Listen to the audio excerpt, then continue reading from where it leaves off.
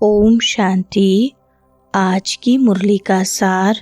मीठे बच्चे, यहाँ तुम्हारा सब कुछ गुप्त है, इसलिए तुम्हें कोई भी ठाठ नहीं करना है। अपनी नई राजधानी के नशे में रहना है। प्रश्न है, श्रेष्ठ धर्म और दैवी कर्म की स्थापना के लिए तुम बच्चे कौन सी मेहनत करते हो? उत्तर है, तुम अभी 5 विकारों को छोड़ने की मेहनत करते हो, क्योंकि इन विकारों ने ही सबको भ्रष्ट बनाया है। तुम जानते हो, इस समय सभी दैवी धर्म और कर्म से भ्रष्ट हैं। बाप ही श्रीमत देकर श्रेष्ठ धर्म और श्रेष्ठ दैवी कर्म की स्थापना करते हैं। तुम श्रीमत पर चल बाप की याद से विकारों पर विजय पाते हो। पढ़ाई से अपने आप को राज तिलक देते हो। सुनते हैं मुख्य पॉइंट्स। पहली पॉइंट, तुम जानते हो हमको बाप जो सतयुगी विश्व की बादशाही देते हैं वह अटल, अखंड, अडोल है। वह हमारी बादशाही 21 जन्म कायम रहती है। सारे विश्व पर हमारी राजाई रहती है, जिसको कोई छीन नहीं सकता, लूट नहीं सकता। हमारी राजाई है अडोल, क्योंकि वहाँ एक ही धर्म है, द्वैत है नहीं। वह है अद्वैत राज्य। बच्चे जब भी गीत सुनते हैं तो अपनी राजधानी का नशा आना चाहिए। ऐसे ऐसे गीत घर में रहने चाहिए। दूसरी पॉइंट, तुम्हारा सब कुछ है गुप्त और बड़े बड़े आदमियों का बहुत ठाठ होता है। तुमको कोई ठाठ नहीं है। तुम देखते हो बाबा ने जिसमें प्रवेश किया है वह भी कितना साधारण रहते हैं। यह भी बच्चे जानते हैं, यहाँ हर एक मनुष्य अनराइटियस छी काम ही करते हैं, इसलिए बेसमझ कहा जाता है। बुद्धि को बिल्कुल ही ताला लगा हुआ है। तुम कितने समझदार थे, विश्व के मालिक थे, अभी माया ने इतना बेसमझ बना दिया है जो कोई काम के नहीं रहे हैं। तीसरी पॉइंट, बाप के पास जाने के लिए यज्ञ तप आदि बहुत करते रहते हैं, परंतु मिलता कुछ भी नहीं है। ऐसे ही धक्के खाते रहते हैं। दिन प्रतिदिन अकल्याण ही होता जाता है। जितना जितना मनुष्य तमोप्रधान हो जाते हैं, उतना उतना अकल्याण होना ही है। ऋषि मुनि जिनका गायन है वह पवित्र रहते थे, नेति नेति कहते थे।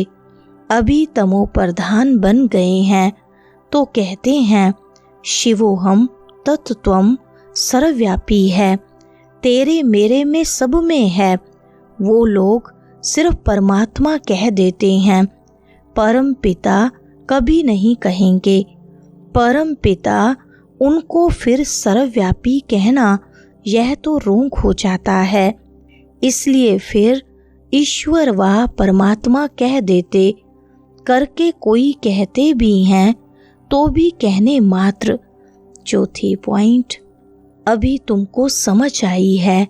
बाबा ने हमको यह स्मृति दिलाई है, जब नई दुनिया भारत था तो हमारा राज्य था। एक ही मत, एक ही भाषा, एक ही धर्म, एक ही महाराजा महारानी का राज्य था। फिर द्वापर में वाम मार्ग शुरू होता है।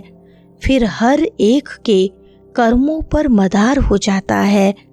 अभी बाप कहते हैं, मैं तुमको ऐसे कर्म सिखाता हूँ जो 21 जन्म तुम बादशाही पाते हो।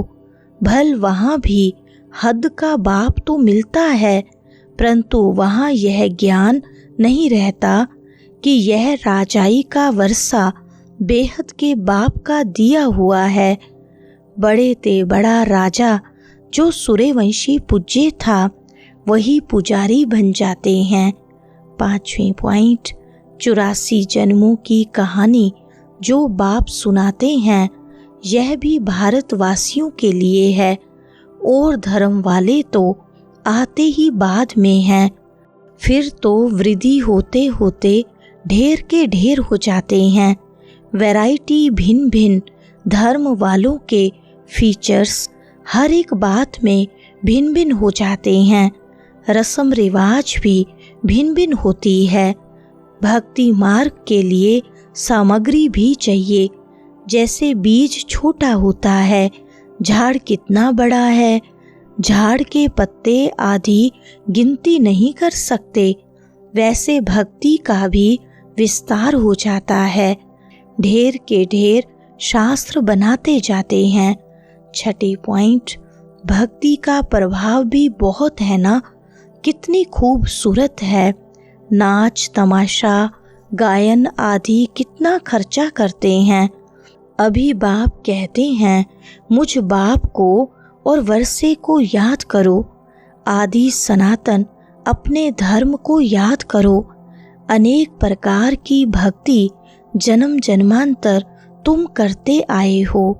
सन्यासी भी आत्माओं के रहने के स्थान तत्व को परमात्मा समझ लेते हैं। ब्रह्म व तत्व को ही याद करते हैं। वह समझते हैं ब्रह्म की याद में रहने से, शरीर छोड़ने से ब्रह्म में लीन हो जाएंगे।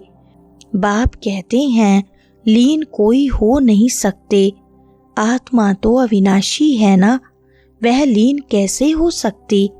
7वें पॉइंट, वह कहते हम ब्रह्म से योग लगाए ब्रह्म में लीन हो जाएंगे।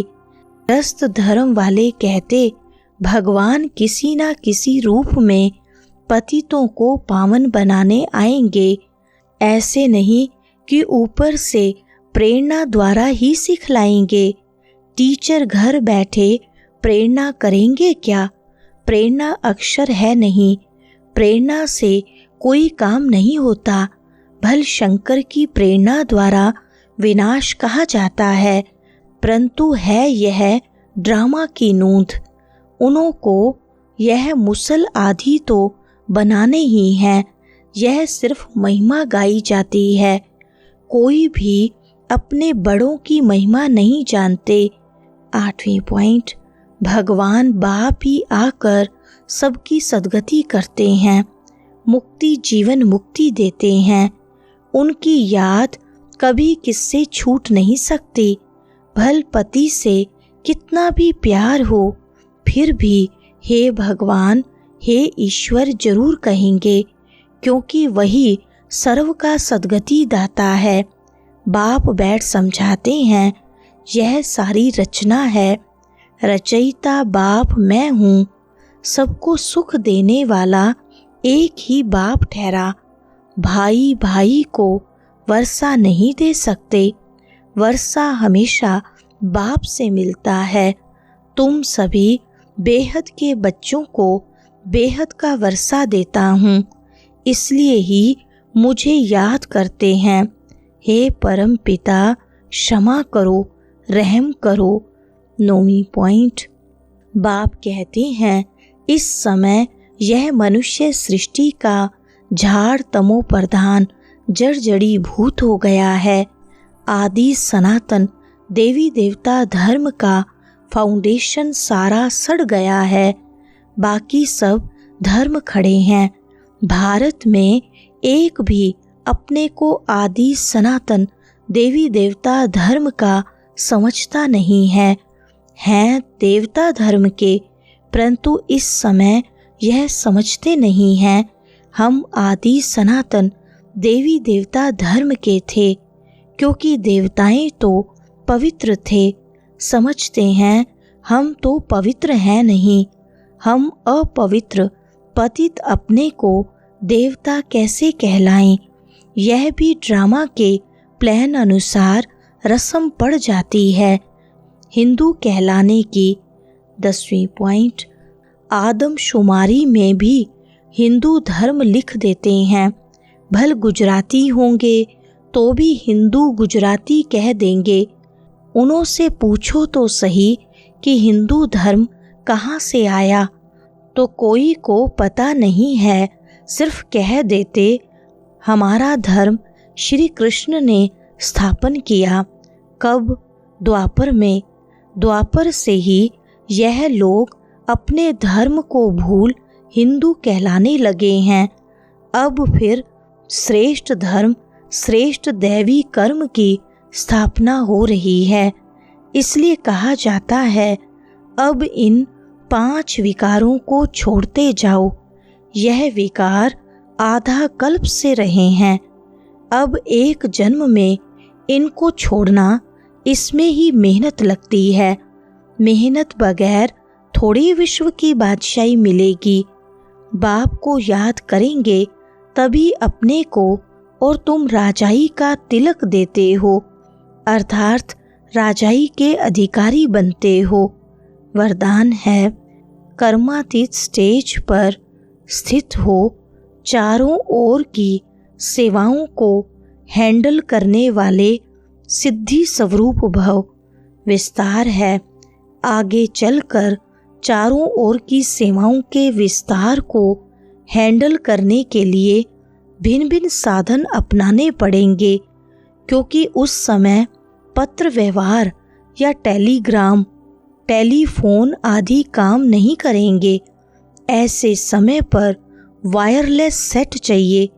इसके लिए अभी अभी कर्मयोगी, अभी अभी कर्मातीत स्टेज में स्थित रहने का अभ्यास करो, तब चारों ओर संकल्प की सिद्धि द्वारा सेवा में सहयोगी बन सकेंगे। स्लोगन है, परमात्मा प्यार की पालना का स्वरूप आपकी सहज योगी जीवन है। अच्छा, ओम शांति।